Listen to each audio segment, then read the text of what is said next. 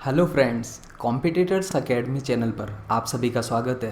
दोस्तों, आज की वीडियो बहुत इंपॉर्टेंट होने वाली है और आज हम इस वीडियो में सिविल इंजीनियर्स के लिए क्या फ्यूचर अपॉर्चुनिटीज़ हो सकती हैं उन सब के बारे में बात करेंगे। और यहाँ पे मैं अपनी ट्रू एडवाइस दूंगा, या फिर आप फ्यूचर में सिविल इंजीनियरिंग से ग्रेजुएशन करने के बारे में सोच रहे हैं तो दोस्तों यहाँ पे आपको बहुत कुछ सीखने को मिलने वाला है। आपको पता चलेगा कि आप कैसे अपनी लाइफ में सिविल इंजीनियरिंग को लेकर के भविष्य में बहुत आगे बढ़ सकते हैं। तो दोस्तों, वीडियो के साथ बने रहें और जाने बहुत इंपॉर्टेंट बातें क्या यहाँ पे पॉजिटिव से हो सकते हैं और क्या नेगेटिव से सिविल इंजीनियरिंग लेने के। ठीक है, सबके बारे में बात करूँगा।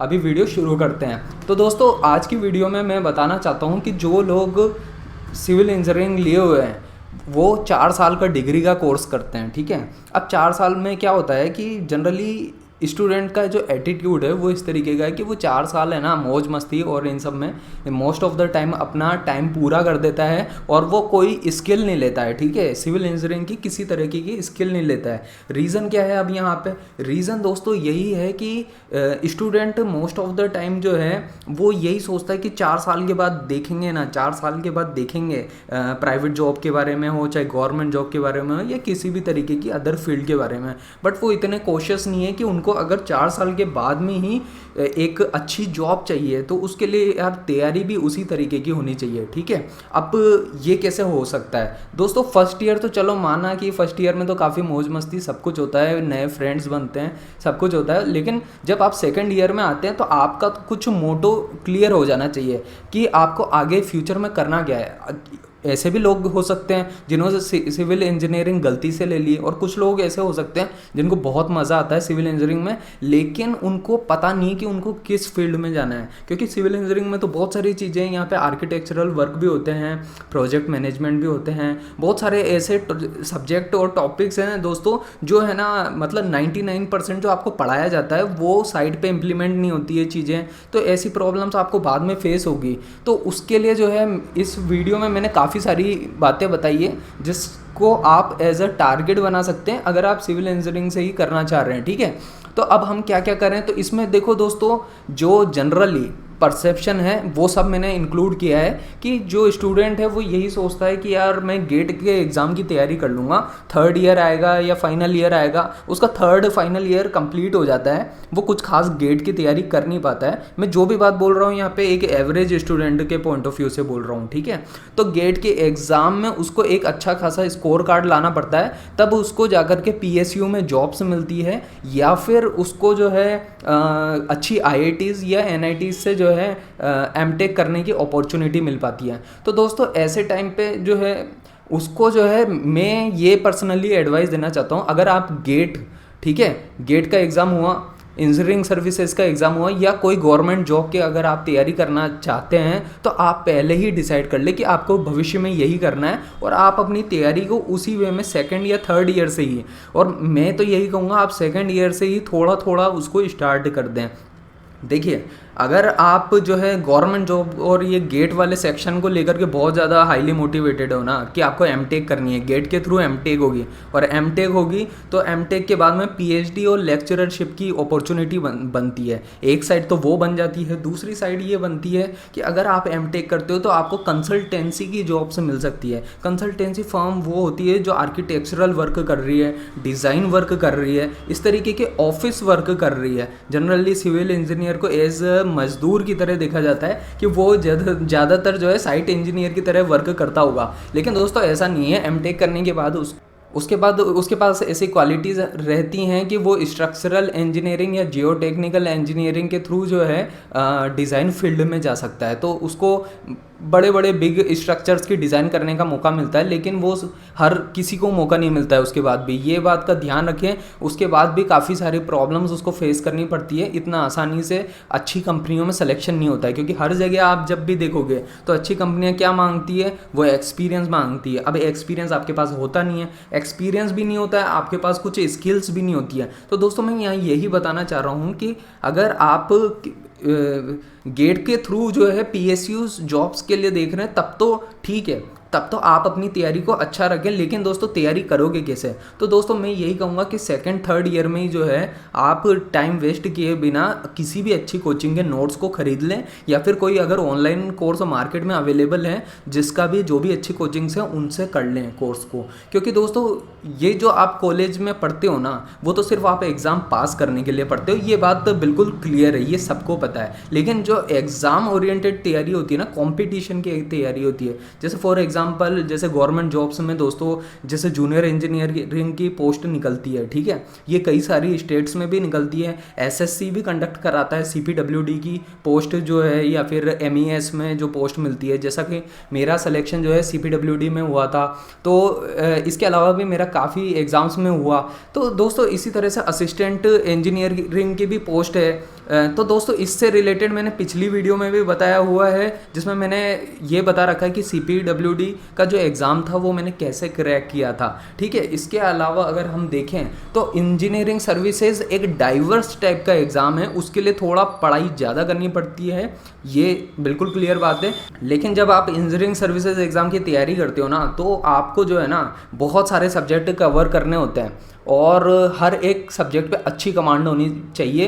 पुराने प्रीवियस ईयर के क्वेश्चन पेपर्स अच्छे से सॉल्व होने चाहिए। इसके अलावा दोस्तों आपको सिलेबस बहुत अच्छे से क्लियर होना चाहिए, क्योंकि इंजीनियरिंग सर्विसेज हर साल अपडेटेड हो रहा है। अपडेटेड हो रहा है का मतलब आप समझ रहे हो, मतलब वो है ना नए टाइप के क्वेश्चन से लेके आ रहे हैं इंजीनियरिंग सर्विसेज में भी। अब पुराने क्वेश्चन बहुत कम रिपीट होते हैं, वो रिपीट होते हैं, बट नए क्वेश्चन भी बहुत आ रहे हैं, ठीक है। तो आपको तैयारी उस तरह से करनी होती है। अगर आप गवर्नमेंट जॉब की तरफ देख रहे हो, गेट से आपको पीएसयूज मिलेगी। पीएसयू पब्लिक सेक्टर कंपनी होती है, पब्लिक सेक्टर यूनिट्स हैं, मतलब ये जो है गवर्नमेंट ऑफ इंडिया की ही मतलब बड़ी कंपनीज हैं जो कि गवर्नमेंट ऑफ इंडिया के बड़े बड़े काम को करती है, ठीक है। तो उन पीएसयू जॉब्स में तो गेट एग्ज़ाम के थ्रू एंटर हो सकते हो, लेकिन दोस्तों कंपटीशन यहाँ भी टाइट है। अब क्या होता है कि गेट के एग्ज़ाम की जब आप लोग तैयारी कर रहे होते हो, तो आपको जो है सिविल इंजीनियरिंग में ये है कि करीब 100 से 500 के अंदर में आना पड़ता है, 500 के अंडर 500 में रैंक लानी पड़ेगी आपको गेट एग्ज़ाम में,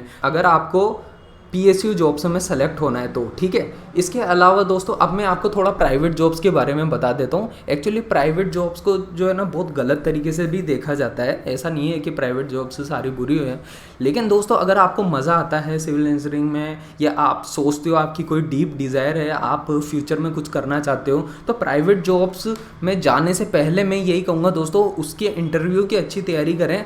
ये भी क्या है 1-2 साल 3 साल का एक्सपीरियंस मांगती है। तो ऐसे कई सारे अभी यूट्यूबर्स हैं, जैसे कि अभी मैंने खुद मेरी नज़र में आए थे सिविल गुरुजी करके जो है चैनल है यूट्यूब पे, उन्होंने कुछ वीडियोस ऐसी बना रखी हैं, या उन्होंने एक कोर्स जो है पब्लिश किया है। आप उसको जा कर के देखेंगे तो आपका माइंड ओपन होगा, ठीक है।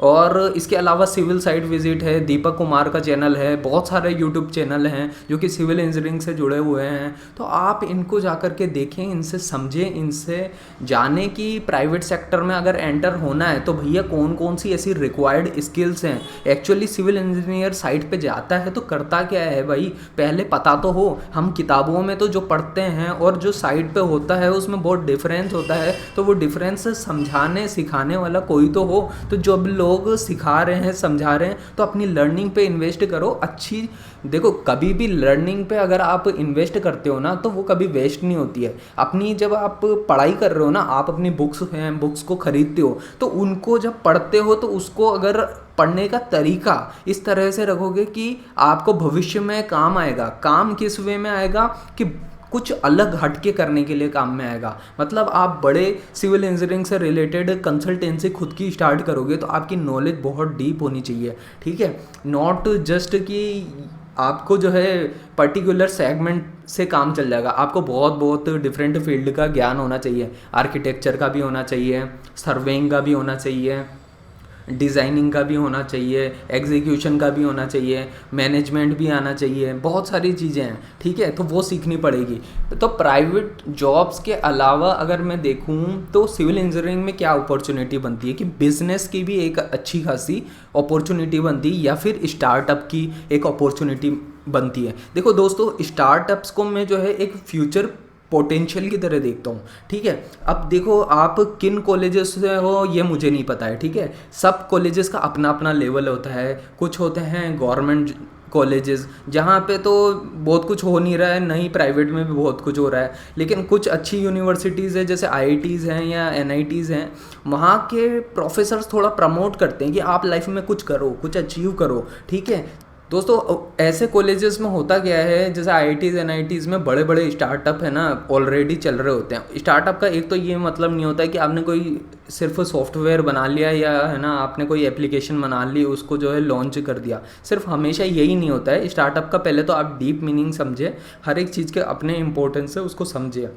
बिजनेस की बात करें या स्टार्टअप की बात करें दोस्तों, बिजनेस एक तो वो होता है कि आपका पारिवारिक कोई बिजनेस चल रहा हो, एक ये हो सकता है आप खुद ही आगे से जो है आप ये सोचते हो कि यार मेरे को बिज़नेस सेट करना है, तो बिज़नेस भी स्टार्टिंग में एक तरीके का स्टार्टअप ही होता है, ठीक है। फिर बाद में जाकर के वो जो है जब आप डिफरेंट डिफरेंट डायमेंशन से उसकी बढ़ जाती है और एक वो बहुत बड़े लेवल पे आ जाता है, तब वो बिज़नेस कहलाने लगता है। स्टार्टिंग में तो ये स्टार्टअप की तरह ही हो सकता है, ठीक है। स्टार्टअप का ज़रूरी नहीं है कि यही सेंस हो कि ये सिर्फ सिविल इंजीनियरिंग से एसोसिएटेड हो। अब मुझे जो है कुछ बातें हैं यहाँ पे स्टार्टअप से रिलेटेड जैसा मैं सोचता हूँ, ठीक है, कि जो स्टार्टअप होते हैं ना दोस्तों वो एक फ्यूचर अपॉर्चुनिटी की तरह है। वो क्यों ऐसा कह रहा हूँ मैं, क्योंकि जब स्टार्टअप के थ्रू जो है ना आप कुछ नई इनोवेशन करते हो, इनोवेशन कैसे होगी भाई, वो भी सिविल इंजीनियरिंग में।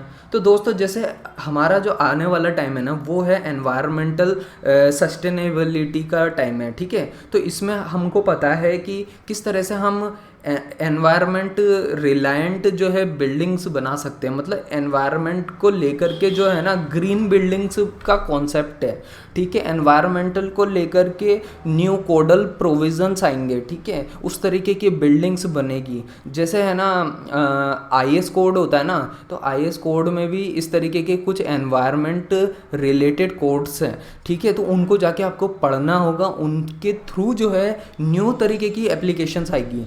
एक ये मैंने मॉडल बताया कि आप इसके ऊपर वर्क कर सकते हो, आप किसी भी यूनिवर्सिटी से हो, आप सबको अपनी अपनी जगह पे रिसर्च करना चाहिए, ठीक है। कुछ जैसे रोड प्रोजेक्ट हुए तो रोड प्रोजेक्ट में जो है जो सेंसर सिस्टम है वो चेंज हो जाएगा, बाद में जो है पुलिस की ज़रूरत नहीं होगी, ठीक है। ई पुलिसिंग हो जाएगी, ठीक है। वो कैसे हो जाएगी, सब जगह कैमरा फिट हो जाएंगे और उस तरीके से जो है पूरा और ऐसे मॉडिफिकेशन दोस्तों आपको देखने को अभी हाल फिलहाल में मिल भी रहे होंगे, ठीक है। इसके अलावा मैं आपको बताता हूँ दोस्तों यहाँ पे स्टार्टअप में जो अपॉर्चुनिटीज़ है, जैसे कि दोस्तों आप देख सकते हो कि आजकल स्टार्टअप की फॉर्म में ही ये जो यूट्यूबर्स हैं ये सब भी एक स्टार्टअप के फॉर्म में ही आ रहे हैं, ठीक है। ये अपना अपना बिजनेस मॉडल बना रहे हैं। अगर आप जो है ना यूट्यूब चैनल चलाना चाहते हैं तो इसकी शुरुआत भी जल्दी कर दें, सेकेंड ईयर थर्ड ईयर में कर दें, ठीक है, ताकि क्या है कि इसमें एक लंबा टाइम लगता है, ठीक है। क्योंकि आपकी जो उम्र होगी ना अभी 20 21 या 22 साल की उम्र होगी, ठीक है, तो ऐसे टाइम पे अगर आप स्टेप लेते हो ना तो उसका इफ़ेक्ट पूरे लॉन्ग टर्म में होता है, ठीक है। और धीरे धीरे चीज़ें समझ आती हैं, कोई भी चीज़ ये नहीं है कि एकदम से समझ आ जाएगी। उसके लिए जो है आपको वर्क करना पड़ेगा, आपको हार्ड वर्क करना पड़ेगा और आपको सीखने का एटीट्यूड रखना पड़ेगा, आपको अच्छी बुक्स पढ़नी होगी। तो मैं यहाँ पे बहुत सारी ऐसी बातें बता रहा हूँ दोस्तों जो मैंने अपने पिछले 5-6 साल की जर्नी में जो है सीखी है, ठीक है। मैंने गवर्नमेंट एग्ज़ाम्स की तैयारी की है, मैंने एमटेक की है, ठीक है, मैंने अदर जो हाई क्लास के जो गवर्नमेंट एग्ज़ाम्स हैं वहाँ तक की भी तैयारी की है, जैसे कि स्टेट सर्विसेज एग्ज़ाम्स होते हैं या फिर सिविल सर्विसेज एग्ज़ाम होते हैं, उनकी भी तैयारी की है। मैंने स्टार्टअप्स के बारे में भी देखा है, समझा है। राइट नाउ मैं यूट्यूब के बारे में भी यूट्यूब पे भी वीडियोस बना रहा हूँ और इस पर काम कर रहा हूँ, ठीक है। और मैंने वेल्थ क्रिएशन के बारे में भी सीखा है, क्योंकि मेरा लर्निंग एटीट्यूड है। मैं आपको यही कहना चाहता हूँ, अगर आप लाइफ में आगे बढ़ना चाहते हैं तो आप अपने अंदर एक लर्निंग एटीट्यूड को तैयार करें, ताकि वो आपको अल्टीमेटली एक लॉन्ग पाथ देगा, ठीक है, कि आप लाइफ में रियल में क्या चाहते हैं। और अब बात करते हैं, जैसे हम स्टार्टअप और बिज़नेस से अब आगे बढ़ते हैं, तो दोस्तों लोगों के दिमाग में क्या होता है, जब जनरली स्टूडेंट क्या सोचता है उस टाइम पे जब वो ग्रेजुएशन में होता है, वो सोचता है कि अब मैं कैट के एग्ज़ाम की तैयारी कर लूँगा या एमएस के एग्ज़ाम की तैयारी कर लूँगा या फिर सीएफए के एग्ज़ाम की तैयारी कर लूँगा।